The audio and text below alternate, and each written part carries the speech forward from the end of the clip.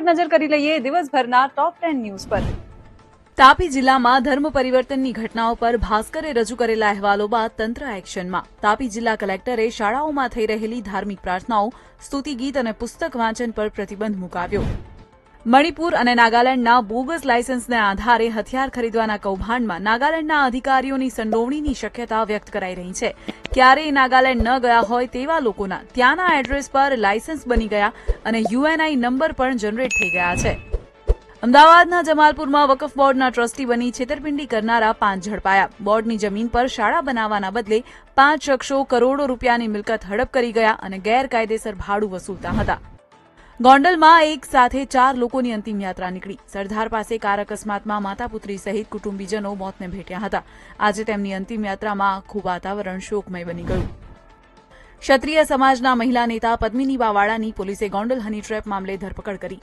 પદ્મિનીબાની સાથે તેમના પુત્ર અને અન્ય બેની પણ ધરપકડ કરાઈ છે। 60 વર્ષના વ્યક્તિ સુરતના પુણાના બિલનાથ સોસાયટીમાં સાડીના કારખાનામાં રાજસ્થાનના ઉદયપુર ગામથી લાવવામાં આવેલા 7 થી 17 વર્ષના બાળકો પાસેથી દિવસના 17 કલાક મજૂરી કરાવવામાં આવતી હતી। 2 માસૂમો શેઠના મારથી ત્રાસી પોલીસ સ્ટેશન પહોંચ્યા અને આ રેકેટનો પર્દાફાશ થયો, જે બાદ પોલીસે તેમની પૂછપરછ કરી વિગત મેળવીને 2 દિવસ સુધી બાળકો સાથે રાખી ચાલતા જઈ કારખાનું શોધી કાઢ્યું અને અન્ય ભારતીય લોકતાંત્રિક પદ્ધતિથી વકફ બોર્ડ સંશોધન અધિનિયમ લોકસભા અને રાજ્યસભામાં પારિત થયા બાદ અને રાષ્ટ્રપતિ મહોદયાના હસ્તાક્ષર પછી સંવિધાનના સ્વરૂપમાં પારિત થયું, એના વિરોધમાં ઠેર ઠેર ભારતભરમાં લઘુમતી સમાજ દ્વારા વિરોધ થઈ રહ્યો છે। એ અનુસંધાને પશ્ચિમ બંગાળમાં હિંસક હુમલાઓ થયા છે।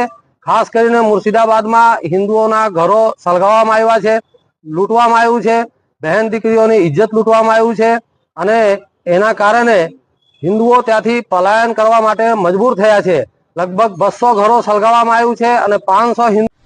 કચ્છના ભુજમાં આવેલું આ છે ધુનારા વાંઢ। આઝાદીના 78 વર્ષે પણ આ ગામના લોકો પાણી માટે વલખા મારી રહ્યા છે। માત્ર પાણી જ નહીં, વીજળી પણ આ ગામ સુધી હજુ સુધી નથી પહોંચી। વીરલા ખોદીને અમે પાણી પીએ છીએ અને લાઇટની તો કોઈ સુવિધા નથી। આ 2000 વાળી પ્લેટો સોલાર વાળી લઈ અને અમારા ઘરો ઉપર નાખીને અમે લાઇટ ચલાવીએ છીએ। અમે ગામમાં અંદાજિત 150 લોકો વસવાટ કરે છે। અહીંના લોકો પશુપાલન અને ખેત મજૂરી કરીને પેટીયું રડે છે। હાલ રણ વિસ્તારમાં ગરમીનો પારો 40 થી 45 ડિગ્રીને પાર પહોંચ્યો છે।